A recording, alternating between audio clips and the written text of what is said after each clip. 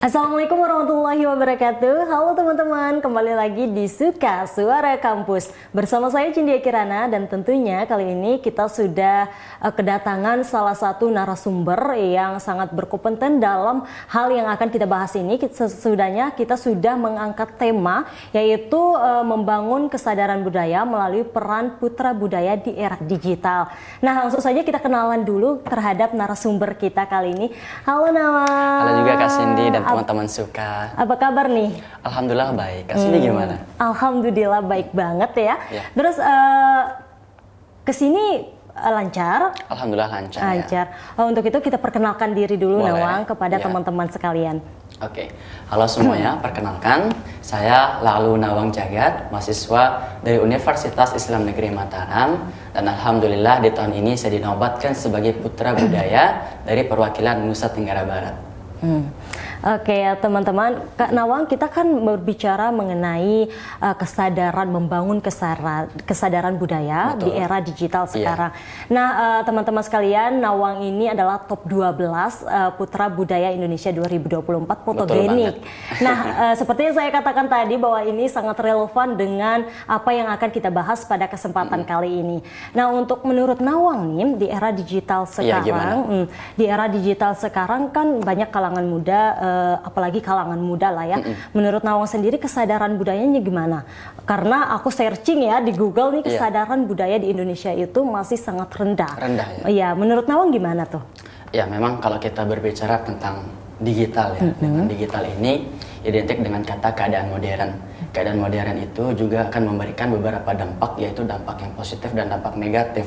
Kita mulai dari dampak positif nih Kak Cindy. Dampak positifnya itu kita dapat mengakses dengan digital, dengan platform-platform media online, kita lebih mudah untuk mengakses berbagai informasi yang ingin kita ketahui. Begitu juga di bidang kebudayaan. Dalam aspek kebudayaan itu sendiri, ketika kita ingin mengetahui beberapa tentang kebudayaan yang ada di luar tempat tinggal kita, seperti di luar provinsi NTB, itu kita dengan mudahnya kita bisa mengakses dengan media digital tersebut. Kita tidak perlu, contohnya kita ingin mengakses tentang kebudayaan yang ada di Pulau Jawa. Jadi kita tidak perlu untuk nyebrang ke Pulau Jawa itu dulu baru kita mengetahui tentang kebudayaan yang ada di sana. Kita perlu, yang hanya kita perlukan itu adalah tinggal mengakses dengan media digital atau platform yang telah disediakan itu saja. Itu sisi positifnya. Kita diberikan akses untuk lebih mudah menggali informasi tentang kebudayaan yang di luar tempat tinggal kita. Nah, kalau sisi negatifnya itu seperti yang Kak Cindy bilang tadi, itu sesuai yang Kak Cindy searching di Google, memang betul beberapa data yang kita temukan itu pemuda sekarang itu memiliki kesadaran yang rendah akan kebudayaan kita. Bahwa kita ini memiliki kebudayaan yang luar biasa. Saking luar biasanya kadang kebudayaan kita sendiri itu diklaim oleh negara lain gitu kan. Nah, negatifnya itu ya pemuda sekarang itu lebih tertarik dengan konten-konten budaya yang ada di luar.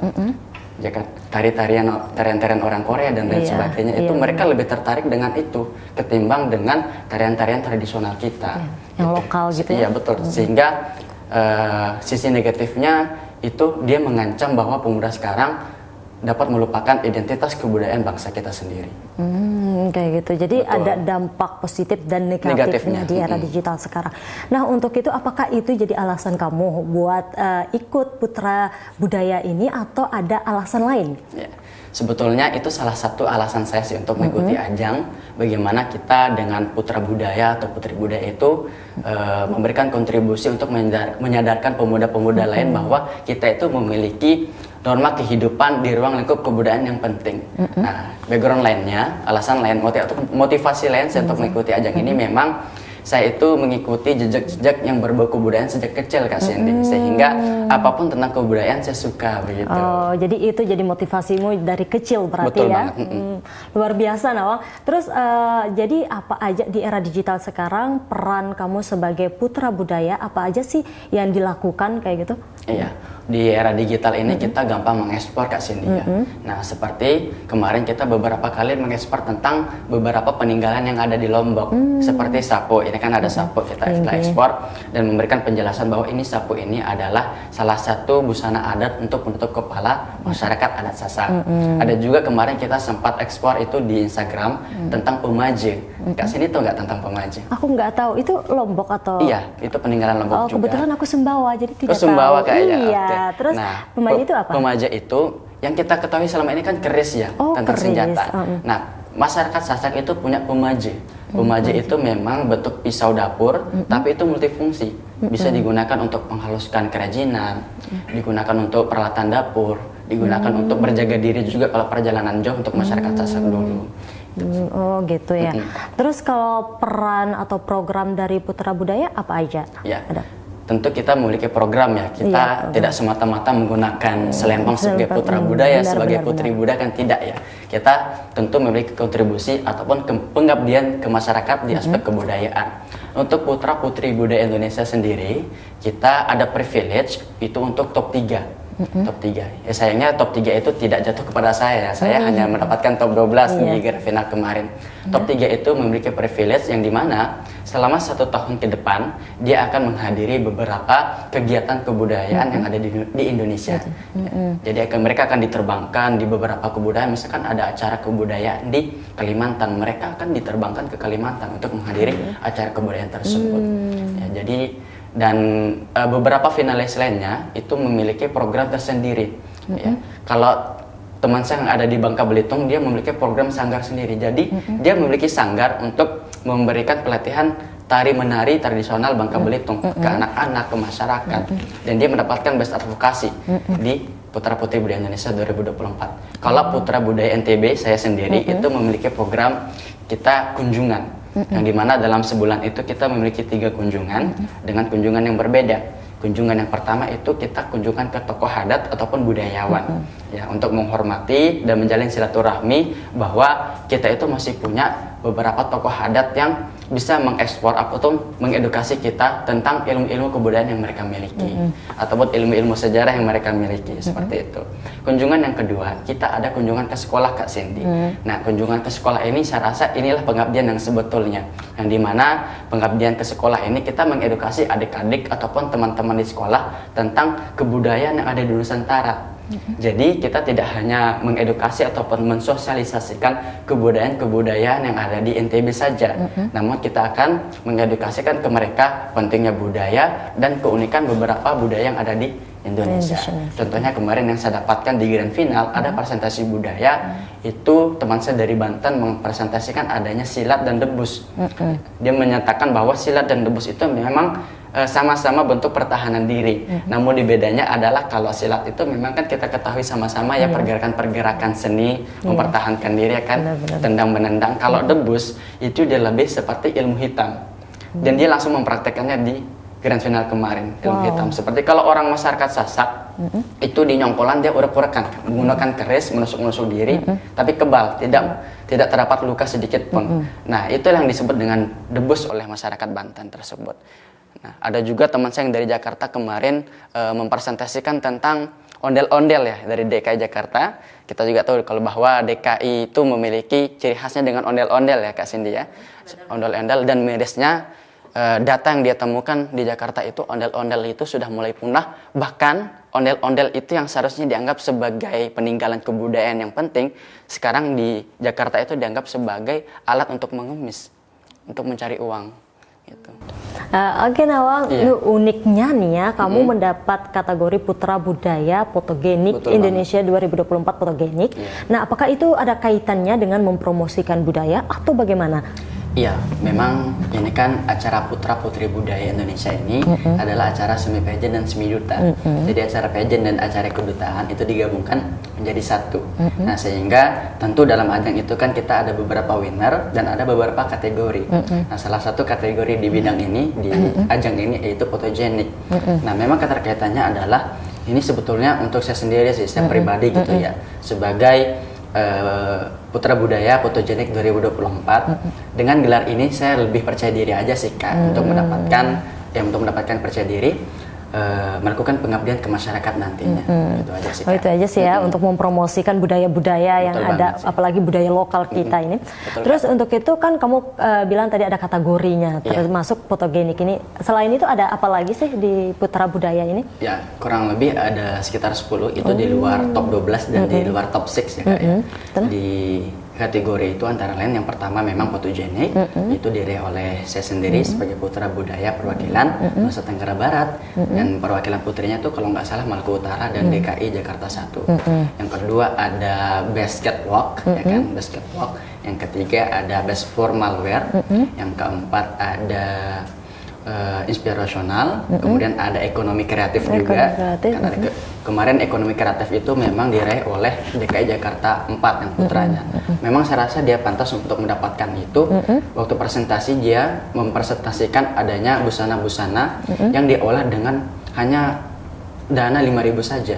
Wow, luar biasa, luar biasa ya. sekali. Dan lebih luar biasanya tuh Kak Cindy, dia itu mengkontribusikan atau memperkerjakannya dengan orang-orang disabilitas. Jadi keren. hasil busana-busana itu dia tampilkan di acara Fashion Week, gitu kan, untuk menghargai kreativitas dari difabel-difabel orang yang berkebutuhan khusus tersebut. Dan beberapa kategorinya, antara lain itu saya lanjutkan Kak, itu ada persahabatan, ada favorit dan lain sebagainya. Oh, banyak sekali ya, berarti ada 10 itu ada termasuk 10. Fotogenik. Terus kamu selama menjadi Putra Budaya ini, apakah ada kendala atau bagaimana? Ada kendala Kak selama mempromosikannya, atau karena kamu udah menjadi Putra Budaya di lingkunganmu ada kendala Kak atau bagaimana? Selama duta Kak, selama menjadi Putra Budaya Kak ya. Ya namanya kita ini ingin menjadi orang besar, tentu ada tantangannya Kak.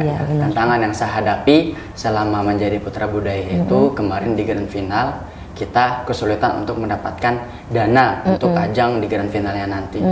Seharusnya ada beberapa pihak yang seharus membiayai kita, namun tidak tahu ya, mungkin ada beberapa kepentingan yang harus kita mundurkan atau ego yang harus kita turunkan. Itu pendanaan kita untuk ke Grand Final kemarin sulit gitu Kak. Nah, tapi untungnya Tuhan itu melihat proses kita kayak selama 3 bulan itu kita keliling Kak ke berbagai instansi, ke berbagai pihak-pihak yang saya rasa dapat mempromosikan atau mensponsori kita. Itu sampai 3 bulan itu belum ada kabar baik. Kabar baik kita diterima saja. Oh ya alhamdulillah selamat gitu kan. Namun ucapan selamat itu kan tidak dapat membantu kita untuk berangkat Kak ya. Nah, selama 3 bulan itu kita berproses, sempat mau menyerah, sempat mau menyatakan mundur diri, namun untungnya H-2 berangkat Grand Final itu ada pihak yang membantu kita, yaitu salah satunya mantan Duta Besar RI untuk Turki, yaitu Lalu Muhammad Iqbal, Bapak Lalu Muhammad Iqbal. Kemarin dia membiayai dan mengatakan bahwa ini kok ada anak berpotensi, ada anak berprestasi, kok kita tidak bantu. Dan tanpa hitungan hari dia langsung membantu kita. Detik itu juga dia langsung dikirimkan untuk membeli tiket ke Grand Final Palu kemarin. Oh gitu.